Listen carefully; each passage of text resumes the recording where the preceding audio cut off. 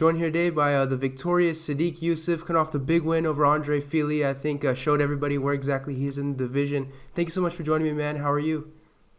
No problem, man. It's my pleasure. Of course, and let's talk about this fight a little bit. Obviously, it was a big fight, a big performance. I mean, what do you take away from this fight? Just I'm where I think I am. I mean, I'm where that I already thought I am before.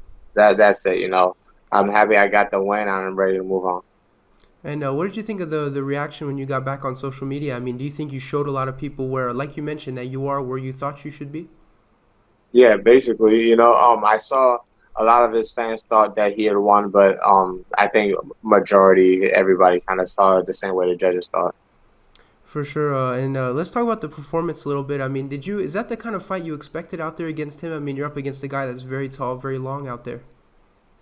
Yeah. I kind of expected most of the fights to go the same way the first round went, but the second round was pretty dominant for me, and then the third round was pretty dominant for him. But like I said, it's sometimes hard to come out of a fight with a win and a lesson. But I was able to learn a lot from that fight, learn a lot about myself as an athlete, and learn a lot about myself like as a martial artist. And I think a lot of people that had a problem with where you guys were on the cards, you're on the prelims, and a lot of people, myself included, feel like this should have been a main card fight. What did you think of that placement? I mean, I'm sure you would have liked to have gotten on that main card.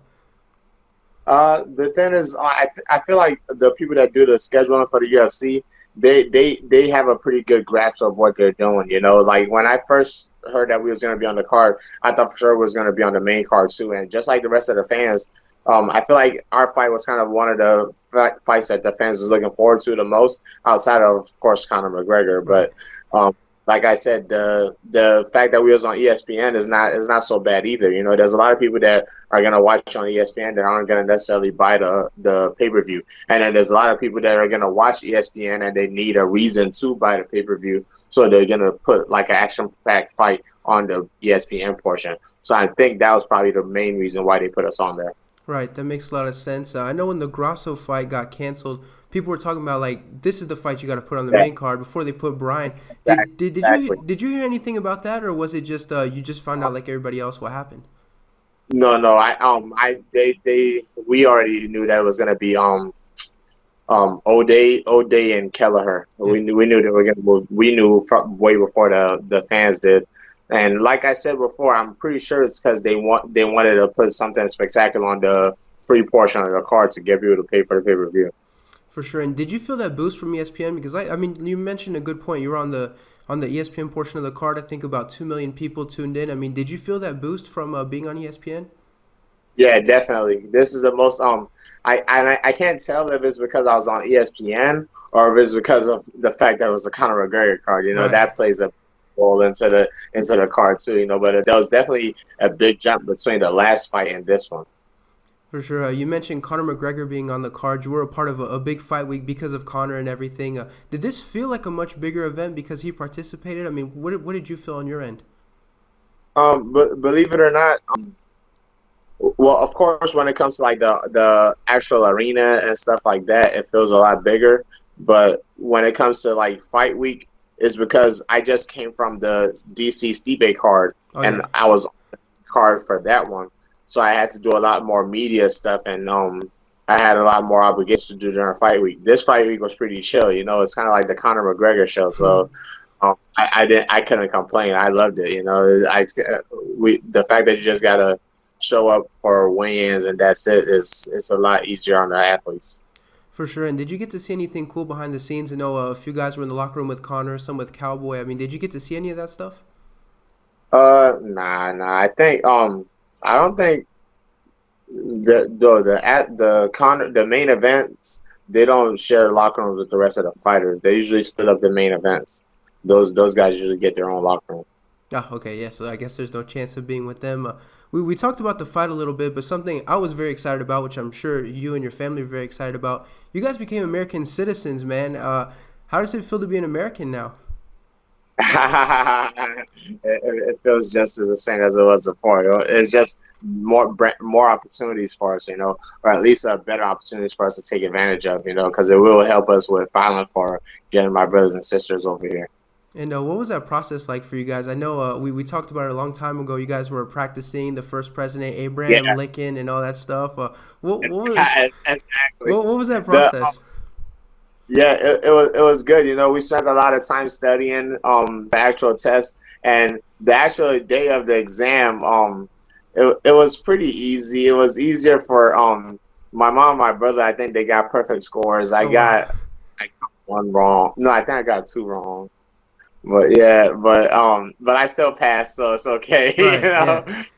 Um, I went first. I was the first one to get my citizenship. So when I got out of there, I just spent the rest of the time just making fun of my brother. You know, just being like, "Hey man, come on, you're not like us. Get out of my Oh, country, man." oh dang! Yeah, you got to take advantage while you can. Did you guys do the thing with the? Did you guys get the little American flags you got to wave around and all that stuff? Yes, sir. Exactly. It was good, man. You know, like I said, they had no problems at all whatsoever. They went in there was like, "Oh no, we just answered six questions and we was done." So. Damn. For sure. Let me see. Yeah. So now, the is there like a paperwork that you guys get that kind of confirms it, or is it just you get out of there with your flag and it's official? Yeah, yeah. I think it's just you just get out of it. It's like regular Americans, you know, they don't have anything that the paperwork that we had before was to show that even though we're not from here that we can stay here. But Yeah. now it's like a regular American. You don't have to if I get pulled over or something, I don't have to prove that hey, I'm actually from here. Right. Like Right. you have to prove that I'm not. Yeah. So does that mean? I assume you have a Nigerian passport. Does that mean now you have to change to an American passport?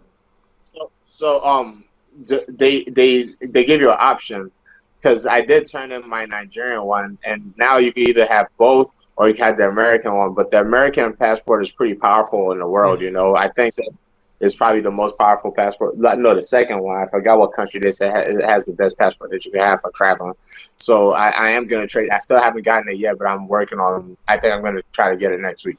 I assume it's got to be more convenient to renew because I know with the French one, when we're in North Carolina, we got to drive all the way to Georgia, find the official embassy and everything. I assume you guys had that same pain in the ass for yours.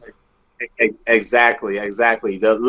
Especially I was lucky enough to where like my passport was like literally it was gonna run out soon. But I remember when we had to get a new one for my brother, it was a hassle, Yeah. just bouncing around the place. And so you did go to school in the States. Did you feel like that helped you for that exam or not as much as we would think?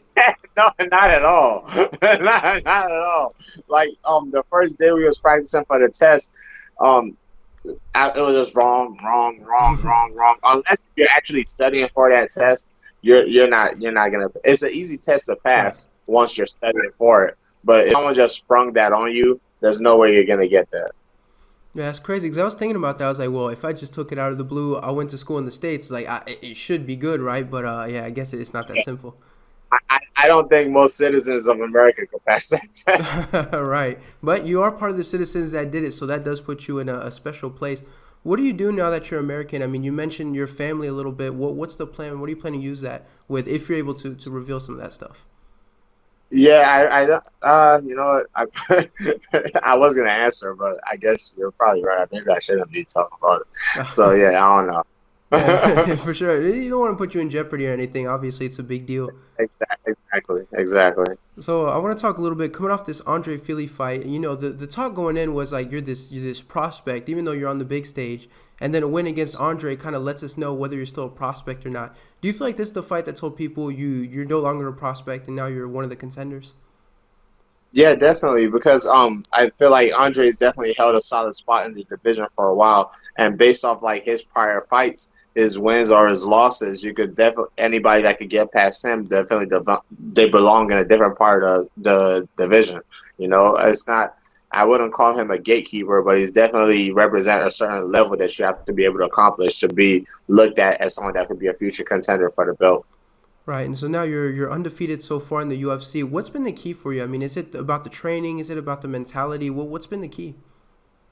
Consistency, man. That's all it is. That's the same advice I try to give to the kids at the gym or like the new people that show up at the gym is like I've kept the same schedule for 7 years now. You know, just being consistent. Even when I lost, all I adjusted was just the mental aspect of the game. I didn't really adjust anything when it comes to the actual day to day grind. If you could stay consistent, there's a lot of people that have like bursts of being a hard worker and showing up on time and stuff like that. But I've been consistent. That's all I can really attribute it to, because I've seen a lot of people with a bit more talent than me, and a lot of people that are more athletic than me fall off just because they take their foot off the pedal, and because they're not willing to put in the same type of work I am. But that's probably if I had to pick one thing, that's all it would be, just being consistent. And so, what does your fan base look like now? Now that you're, contender status, compared to when you first got into the UFC? Yeah, now, believe it or not, the biggest thing that I've noticed now is the people that are from around here are starting to notice me Right. because I'm G County, So I feel like I was more popular outside of where I'm from before like the past couple of fights, because now like people are seeing on TV like, oh man, that's the dude I went to high school with. That's I get those messages more often now than I did before. Before it was really just my people in Nigeria and the MMA fans around the world. For sure. And with you being more famous around your area, are you noticing people sizing you up more? I know a lot of UFC fighters have fans that try to start the fights. I guess they want to test themselves, see if they can get knocked out. Have you gotten that? I don't give up that kind of energy, man. Like when people meet me in real life, they see where I'm from. I don't get a lot of haters, or at least the haters that I do get, I don't hear much from them. So I get a lot of love, not a lot of hate. I know last time I asked you when you were going to Nigeria, I wasn't able to get an answer because it was a surprise. Are there any plans now to go back to Nigeria, or are we not allowed to reveal that information? Not this time. Not this time. Not this time. If I do go, it'll be something spontaneous, but I don't have anything planned right now. All right, for sure. Speaking of plans, what's the plan for 2020 now? I mean, I assume you've got these big fights that you're eyeing. I mean, what's the goal for the rest of this year? Yeah, the goal, honestly, man, the goal is just one fight at a time. People think I'm joking when I say I just kind of just show up, but my whole career has kind of just been like that. I'm sitting on the couch, like, or I'll be sitting here talking to you or something, and my coach or my manager would text me. Like, it's usually my coach, because my manager would talk to him first. Then my coach would text me, "Hey, we're fighting, blah blah blah blah." Like, It's like, all right, and then cool. we I just show up because I don't do training camps. The only thing that changes when I have a fight is sometimes I get more rest. Yeah, I get more rest when I have a fight coming up, and they might bring in specific people to train with. But outside of that, I do the same thing all year round. I'm 24/7, and then when fight time comes, then we just focus on diet and the specific opponents. So it's not like they gotta call me up like, hey, all right, it's time to start camp now, blah blah blah. No, I just kind of just find out who I'm fighting and what date it is. For sure. I have one more for you, kind of a two-part question. When do you think we can expect to see you back again in the cage? And ideally, you mentioned the process a little bit, but if they asked you who you wanted, who would you like ideally next? I don't know. I'll have to go look at it. I just saw that they just ranked me 14. Right. So I'm probably gonna have to go look at the list, man. I gotta go look at the list. You'll be surprised, man. It's not something that I really think about at all. So I'll go look at the list. I don't have an answer for you. All right, but when do you think we will see you back in the cage if you have an idea? uh, that's another. I want to look at the cards, because now I'm starting to enjoy the places that I'm fighting Right. at. So I'll judge it based off like where a certain fight is. That was pretty cool fighting in Vegas. So maybe we could do another one there. Hmm. So like I would like to fight at least 3 to 4 times a year. Last year was kind of strange because it says 2 on the calendar year, but it was still basically 3, because I fought at the end of the year before that one. So like the next one fell like right in the middle, and the last one fell towards the Right. end. So, but this year I was able to start in January, so hopefully we could fit in 4 this year. For sure. All right. Well, we look forward to it, man. It's been great watching you grow. Great to see you become a contender now. So thank you so much for the time, man. I really appreciate it. No worries, man. You're one of my day ones. I All right. gotta make sure I I get back to you whenever you ask me for an For interview. sure, man. I appreciate